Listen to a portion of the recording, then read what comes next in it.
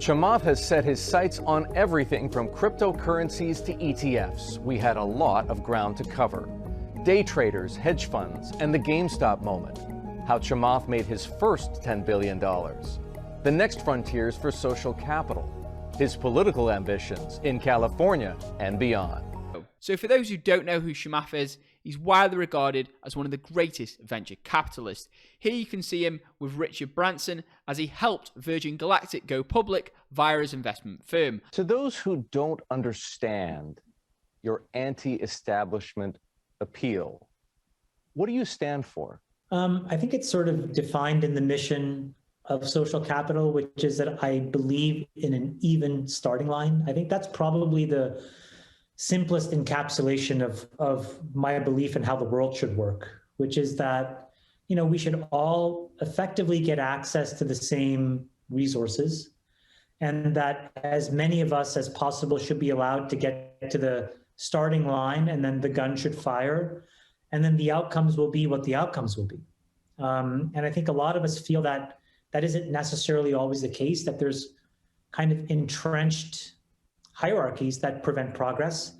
So I push against those because they touch a very deep emotional part of my value system. And I just don't think that the world is a better place for them. And I think we're better off without them. Why were you so excited by the GameStop short squeeze and then so outraged when Robinhood had to throttle buy orders? I think what GameStop showed was the narrative fallacy on Wall Street. I think for years, there was these folks that sort of, were these wizards behind the veil. And they had a way of conducting themselves that purported to be just intellectually superior to everybody else. But in reality, what that short showed was that they were prone to the same, poor decision-making and broken systems and technologies that everybody else has to deal with. And so I found that kind of funny. I just felt like these two worlds collided in a way where I doubt that in the end, in the final analysis, there was any collusion of any kind.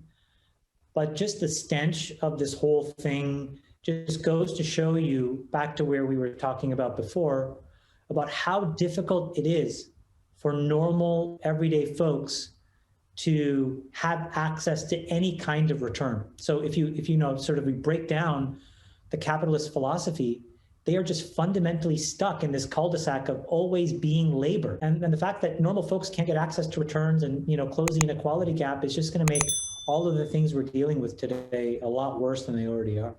I started as a day trader, effectively, meaning on the side I would speculate in my teens and in my 20s.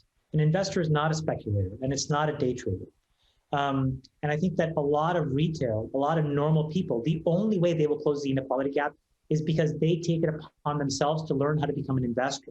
The government's not going to save them. No law is going to save them. No, taxation of the rich is going to save them. They can save themselves.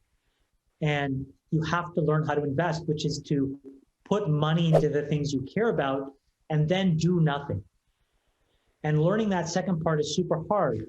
How you decide what to invest in. Do you believe, and this is a subject that's come up on your podcast, your All In podcast, do you believe in fundamentals, or as has been argued, a stock can trade wherever, regardless of whether it is or isn't hinged, to the fundamentals of the underlying business?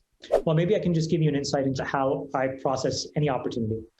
Sure. Random company comes in to the top of the funnel.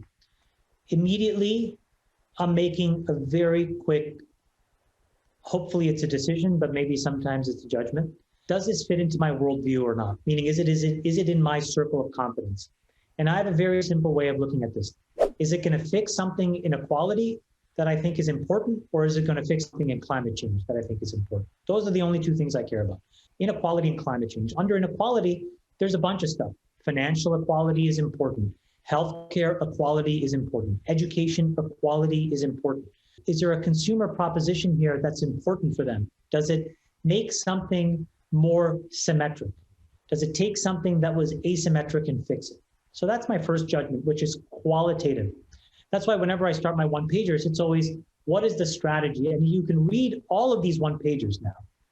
And what you'll get away from them is the first lens is equality and or climate change. And this is where I have a real issue with a lot of people who say that they're value investors. I think that I'm a value investor. The thing is that when you look up the word value in the dictionary, it doesn't mean cheap. It doesn't mean a cigar butt with 2 puffs left, that famous Buffett Munger quote. I think it actually means something that has value. And so then I'm really thinking about, what are the cash flows of this business? How does it create a moat, right? Meaning in software, some technological way that's hard for people to compete with it. And then can I get it for a price where there's a margin of safety, where if they misexecute for a quarter or if they have a little hiccup, it's going to be okay. Because, we've got an entry point where 5 or 10 years from now, this thing will be 5 to 10 times bigger. And that's how I think about all these things. And if you look at the deals that I've done, they kind of map pretty singularly one-to-one to that framework. Obviously, this is not the kind of deal you're doing, but if you looked at Tesla today through that lens, is that stock a buy with a market cap north of $800 billion? The short answer is yes. The reason is that I think look, I bought Tesla in 2014 or 15. I was one of the largest owners of the convertible debt. I felt that was the best margin of safety way to bet on Tesla. It's turned out to be an enormous winner. And I really believe in what Elon is doing. I think he's the most important entrepreneur of our lifetime right now.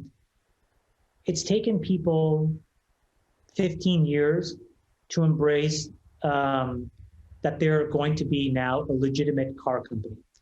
But when I underwrote the investment, my bet was on something bigger. And I think that Elon is well past building a car company. And I think it'll take another 5 or 10 years for people to figure out what this next arc of innovation is. And what that is the deregulation of energy. If you look under the hood, utilities spend tens of billions of dollars, hundreds of billions of dollars a year all around the world on CapEx. They are completely regulated. They feel completely safe. They feel like they can issue debt ad nauseum. They can cause all kinds of damage to the environment or otherwise, look at PG&E and still come away unscathed because they're protected. Except that something is happening that nobody forecasted, which is the complete bottoms-up disruption of energy. And that's the only way that this thing is going to get deregulated. It's not going to be by law or dictate. It's not going to be, a big monolithic competitor. It's going to be because every home installs hydro panels, solar panels, batteries, and then software that basically allows them to live off the grid.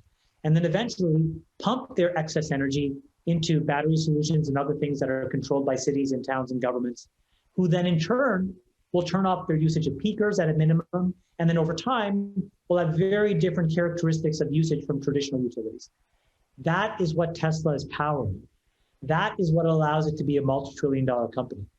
So does it have the same return profile as when I bought it at what is it equivalently now 25 or 30 bucks a share? Well, obviously not. But can it be multiples higher than where it is today?